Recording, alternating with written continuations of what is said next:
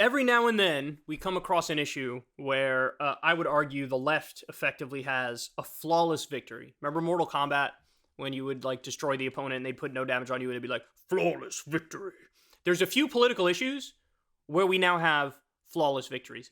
This poll is so astonishing, it even surprised me in terms of the widespread, overwhelming support for gay marriage. So look at this. They did a poll here where they asked, based on religious affiliation, okay? That's what this poll is. So they ask people, hey, what's your religion? Okay, what do you think of gay marriage?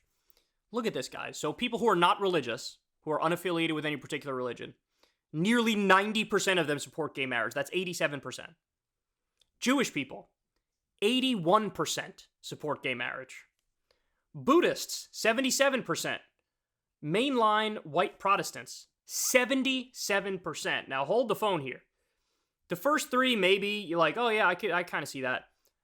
Mainline white Protestants, 77% support gay marriage. What? Catholics, 76% support gay marriage. What? Catholic white, 75. Catholic Hispanic, 75. Other kinds of Protestants, 56.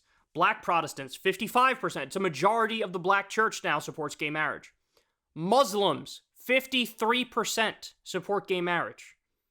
53%. The stereotype of Muslims is like, no, they're definitely massively anti-gay, right? This was all the talk online, a decade ago or whatever it was. 53% of Muslims support gay marriage. 50% of Mormons support gay marriage. That's Mitt Romney's people. So half of Mormons support gay marriage. And then the only ones that are underwater, Hispanic Protestants, 43% support gay marriage. White evangelical Protestants, so that's like the right-wing Christians, 38% of that. Which, by the way, even that is surprising, right? If you asked me white evangelical Christians, I would have said like 12% of them support gay. 38% support it. And the lowest number, get this, Jehovah's Witnesses.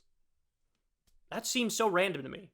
Is there like anti-gay stuff being preached at Jehovah's Witness gatherings? Like, I have no idea.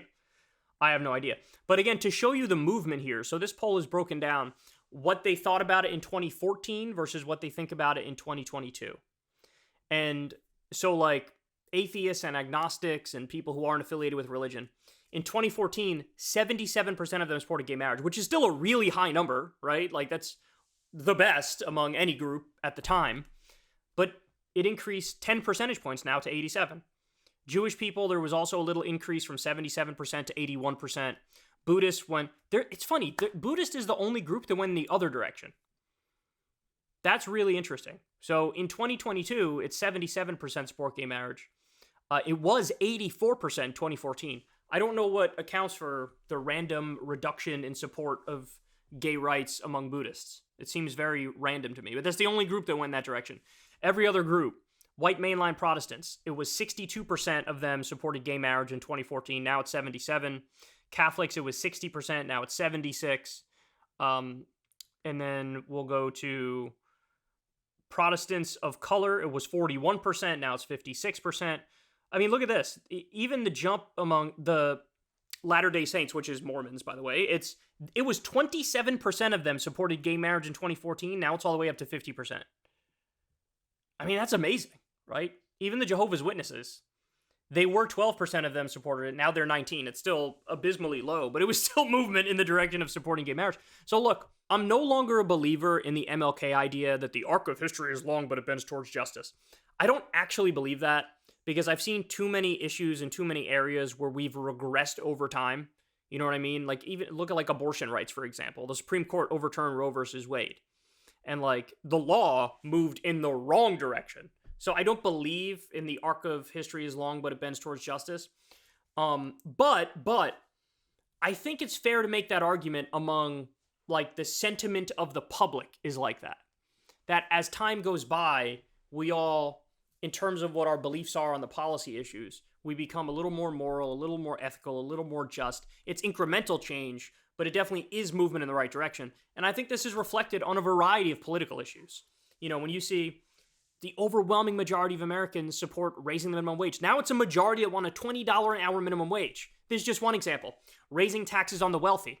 That number has gone up and up and up and is now a colossal majority as well. Support for unions has now gone way back up from where it was a decade or two ago. So you got all this movement in the right direction. And perhaps the most stunning example, other than this gay marriage poll, which like all these different religions happen to support gay marriage now, this is my favorite example right here. Look at this. So this is a tracking poll on support for legalizing marijuana. Look at this. From 1969 to 2021, when they did this poll first, in 1969, when Gallup did it, only 12% of the country supported legalizing marijuana. Only 12%. Guys, you fast forward all the way to like the late 90s, it's still like only 25% of the country, 26, 27% of the country supports legalizing marijuana. And then look, from the late 90s until today, look at this line. It just goes up and up and up and up and up and up and up and up and up and up and up and up and up.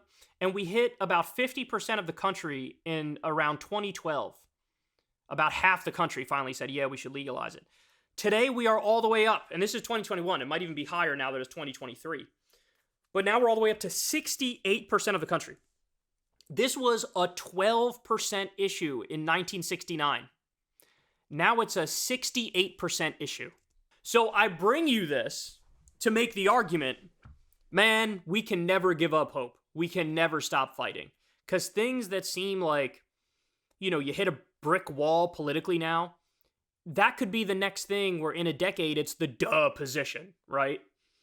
And so never stop pushing, never stop fighting, never stop trying to move public sentiment in the right direction. Because in the long run, if you make good arguments and you're insistent enough, I think you'll win. You'll at least win in terms of public opinion. But, that this also helps in some ways to get us closer to good legislation. Like when it comes to gay marriage, thankfully, we have gay marriage now, right? So the Supreme Court made the decision, but now also, because we're afraid the Supreme Court is going to roll it back, now even the Senate and the House acted, and the president signed it, and we effectively protected gay marriage, even if it gets overturned by the Supreme Court.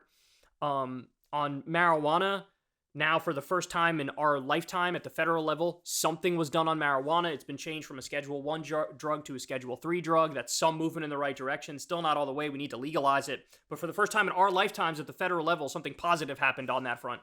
So, just keep pushing, man. Just keep pushing. This is one of those stories that should just light a fire under everybody's ass to remember. Politics is not stagnant. Politics is fluid. And we can move the ball in the right direction. We can change public opinion for the better. And again, I've never seen two greater examples of it than like the overwhelming majority of even religious groups now supporting gay marriage by wide margins, or the movement on support for legalizing weed from 12% all the way to 68%. That is truly astonishing. Hey, y'all, do me a favor and like and subscribe. It helps out big time in the algorithm. Click the bell as well for notifications when videos drop, and watch that video on screen right now. You want to.